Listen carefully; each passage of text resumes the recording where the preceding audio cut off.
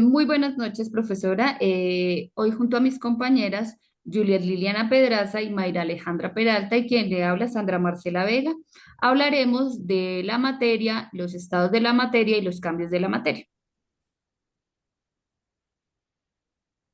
Recordemos que dentro de los estados de la materia encontramos el sólido, líquido, gaseoso y plasma. En estado sólido, un sólido pues es una colección de átomos o moléculas que se mantienen juntas bajo condiciones constantes. Mantienen una forma definida y un tamaño definido. La materia en estado sólido está compuesta por un conjunto de partículas, átomos, iones y moléculas que se encuentran juntas y unidas. Estas partículas mantienen su forma gracias a la cohesión. Recordemos que la cohesión es la atracción que tienen las moléculas por otras de su mismo tipo. También mantienen su forma gracias a la fuerte atracción de sus moléculas y átomos. Dentro de las características del estado sólido encontramos que en estado sólido los átomos de la materia están unidos, por lo cual su forma y volumen son fijos. También tienen forma definida, rigidez alta y un volumen constante. También, pues que cada cuerpo sólido puede tener diferentes niveles de dureza y fragilidad. Dentro de las propiedades físicas del estado sólido encontramos la maleabilidad, que es cuando un sólido puede ser moldeado. Un ejemplo de esto es el oro. La ductibilidad, que es cuando los sólidos pueden ser estirados en hilos. Un ejemplo es el cobre. La dureza es cuando un sólido es resistente a ser transformado, sin embargo, esto varía de un sólido a otro. La densidad. Un sólido puede tener mayor densidad debido a que sus partículas están muy unidas.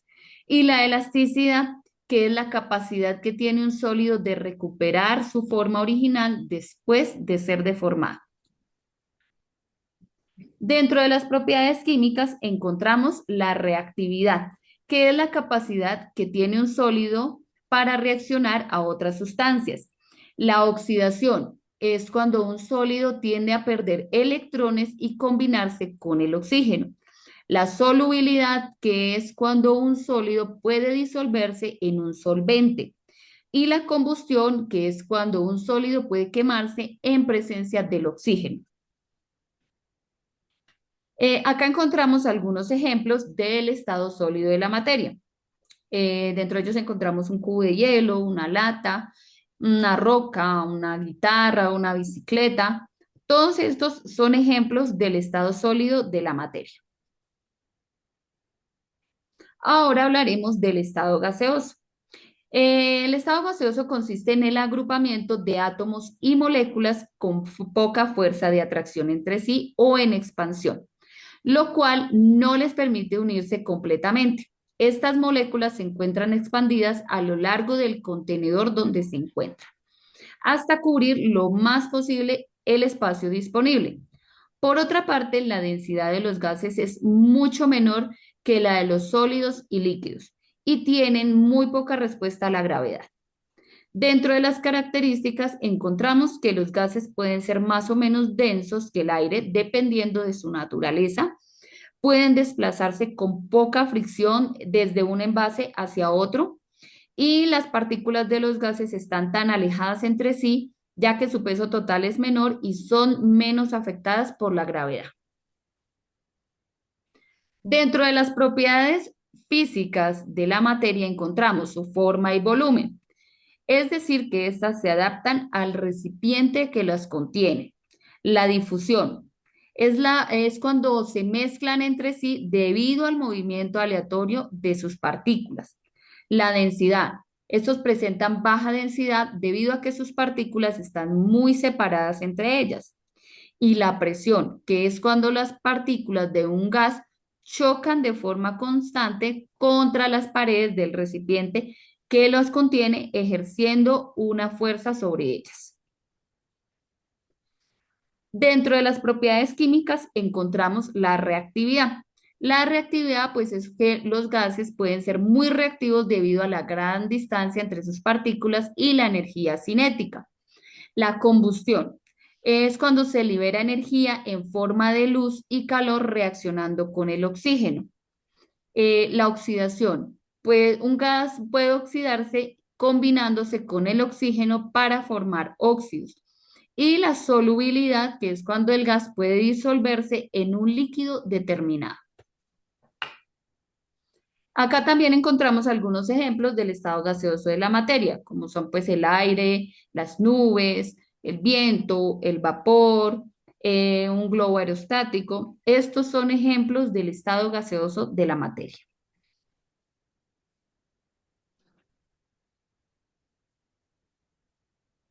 Bueno, en tercer lugar, encontramos el estado líquido de la materia, que es una de las formas principales en las que ésta puede existir.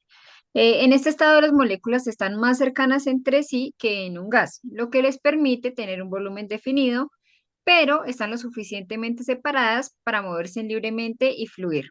Esto significa que los líquidos no tienen forma propia y adoptan la forma del recipiente que los contiene. Algunas características físicas de los líquidos son la fluidez. Significa que estos pueden moverse y fluir fácilmente. Eso se debe a que las moléculas tienen la capacidad de deslizarse unas sobre otras, permitiendo que el líquido se desplace y cambie de forma sin necesidad de aplicar grandes fuerzas. Luego está la viscosidad, que es una medida de resistencia de un líquido a fluir. Varía entre diferentes líquidos. Por ejemplo, el agua es menos viscosa que la miel. La viscosidad está influenciada por factores como la temperatura y pues la naturaleza del líquido. Luego está la capilaridad, que es la capacidad de un líquido para ascender o descender en un tubo delgado debido a las fuerzas de adhesión y cohesión entre las moléculas. Este fenómeno es fundamental en procesos biológicos como el transporte de agua en plantas. Y la incompresibilidad,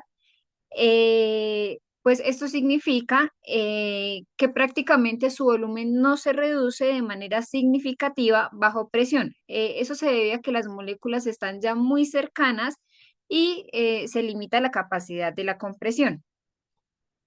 Eh, Dentro de las propiedades químicas encontramos la solubilidad, que se refiere a la capacidad de un soluto para disolverse en un disolvente, formando una solución homogénea en el estado líquido. La solubilidad depende de factores como la temperatura, la presión y la naturaleza de las sustancias involucradas. Los líquidos polares como el agua son buenos disolventes para solutos polares, por ejemplo, como las sales y las azúcares. Mientras que los líquidos apolares, como los hidrocarburos, son mejores para disolver compuestos apolares. Enseguida está la reactividad, que se relaciona con su capacidad para participar en reacciones químicas. Algunos líquidos son altamente reactivos, como los ácidos y las bases fuertes, que pueden reaccionar con otros compuestos, y pues la reactividad también puede depender de la temperatura y la presencia de catalizadores. En el estado líquido las moléculas están más cercanas entre sí, lo que facilita pues, las mismas reacciones. Luego está el pH, que es la medida de la acidez o basicidad de una solución acuosa y se define como el logaritmo negativo de la concentración de iones de hidrógeno en la solución.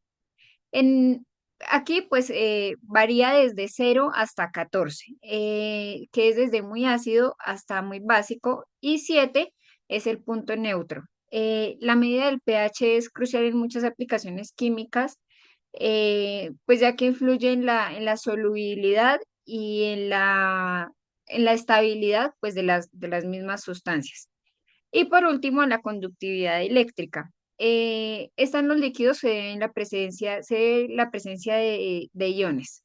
Los que contienen electrolitos como sales disueltas son muy buenos conductores de electricidad, mientras que los que no son iónicos, como los hidrocarburos, son malos conductores.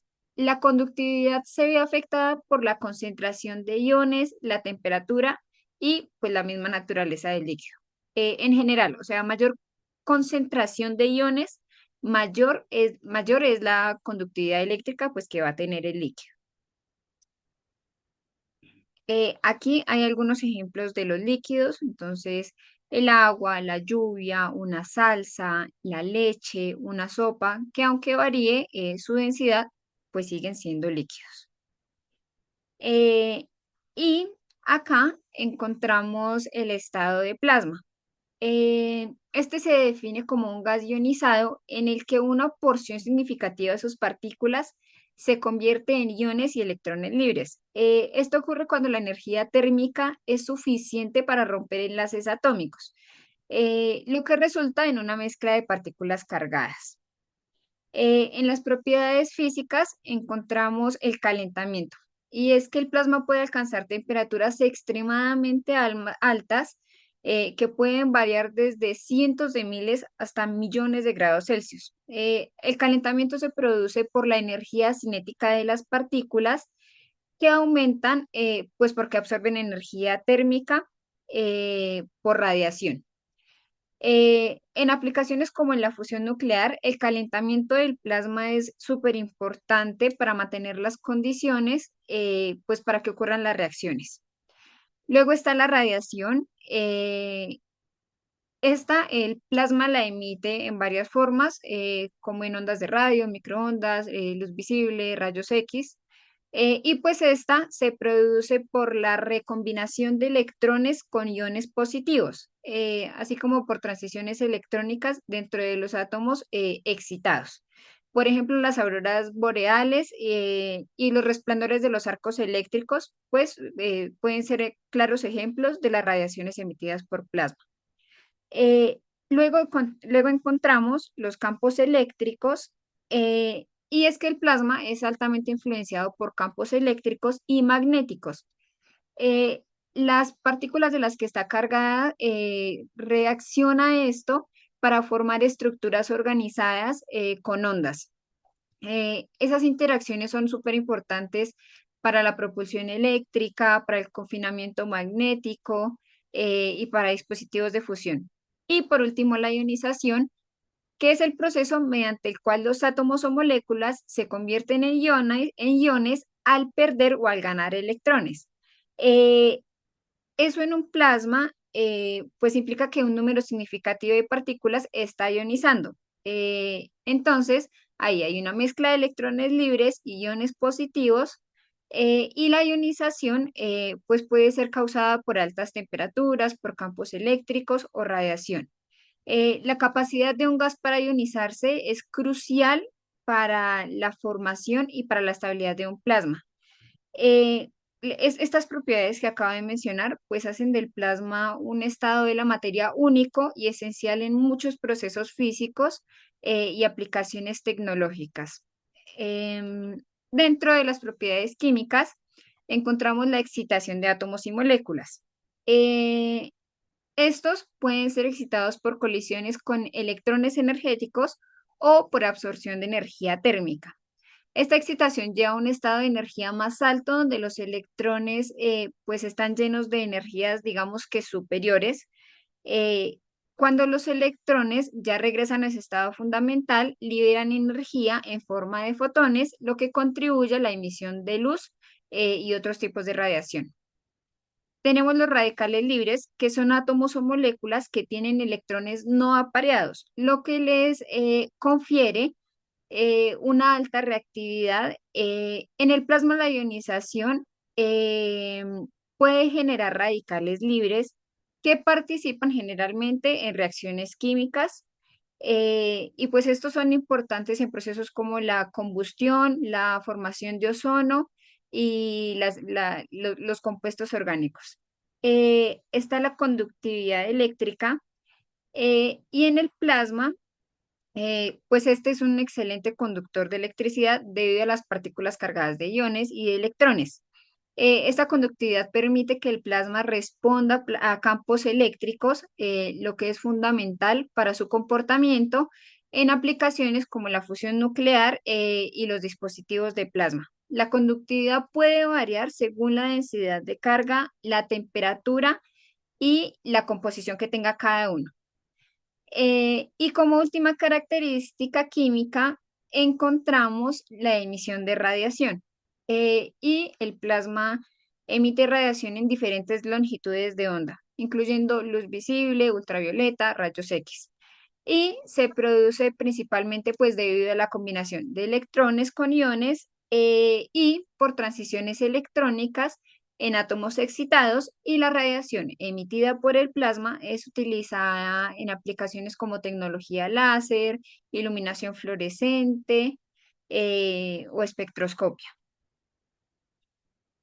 Acá tenemos un ejemplo del estado de plasma. Seguimos con los cambios de estado que sufre la materia, que son pues aquellos que ocurren cuando pasan de un estado a otro sin que se altere su composición química. Estos cambios se producen principalmente por la variación, ya sea bien de la temperatura o de la presión. Eh, Decimos por la temperatura, al momento de aumentar, las partículas se mueven más rápido y se separan, haciendo pues que el cambio de estado sea más energético, líquido y gaseoso especialmente. En cuanto a la presión, sucede cuando aumenta, las partículas se acercan más, favoreciendo los cambios de estado más densos, como lo son el líquido y el sólido, y pues obviamente a la naturaleza de cada sustancia también influye dentro del cambio de estado. Dentro de autores destacados para que estudiaron los cambios de la materia, se destaca Robert Boyle, considerado como el padre de la química moderna. Realizó numerosos experimentos para investigar sobre las propiedades de los gases especialmente. Su ley dice que a temperatura constante el volumen de un gas es inversamente proporcional a su presión. También defendió la teoría corpuscular de la materia, sugiriendo que ésta está compuesta por partículas muy diminutas. Daniel Bernoulli, él fue un matemático y físico suizo, y se hizo famoso por su principio que describe el comportamiento de los fluidos en movimiento. También hizo importantes contribuciones en la teoría cinética de los gases, lo que explica las propiedades en términos de movimiento de sus partículas. Y James Prescott, él fue un físico inglés y realizó experimentos fundamentales para establecer la equivalencia entre el calor y la acción o el trabajo. Él implantó una idea crucial que dice que dentro de su ley de la termodinámica, establece que la energía no se crea ni se destruye, solamente se transforma según la necesidad. Dentro de los tipos de cambio de estado, los más destacados son fusión, solidificación, vaporización, condensación, sublimación y sublimación inversa. La fusión es cuando un sólido pasa a estado líquido, pues obviamente al aumentar su temperatura. Un ejemplo, cuando el hielo se derrite al momento de calentarse. En la solidificación, un líquido pasa de estado sólido al disminuir su temperatura. Un ejemplo, cuando el agua se convierte en hielo, sus partículas se condensan y pues por obvias movimientos de partículas se vuelve un sólido.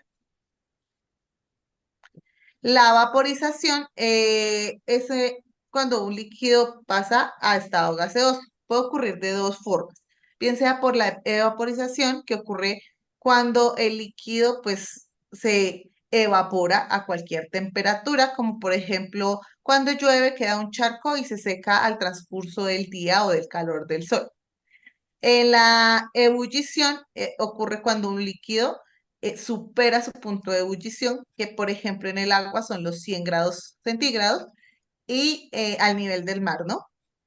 Y se deja hervir y lo líquido ya va quedando en parte gaseosa. Por eso se evidencia cuando hierven las ollas en la casa, las paredes empiezan a sudar. También hablamos de la condensación, que es cuando un gas pasa a estado líquido al disminuir su temperatura. Un ejemplo es la formación de las gotas de agua o la formación de las nubes. La sublimación es cuando un sólido pasa directamente a estado gaseoso sin pasar por el estado líquido. Por ejemplo, el hielo seco pasa automáticamente o se sublima al exponerlo al aire porque pues el hielo seco sí está en sólido, pero es un dióxido de carbono solidificado. Y en sublimación inversa, un gas pasa directamente a estado sólido. Por ejemplo, la formación de escarcha en el congelador. Gracias. Gracias. Gracias.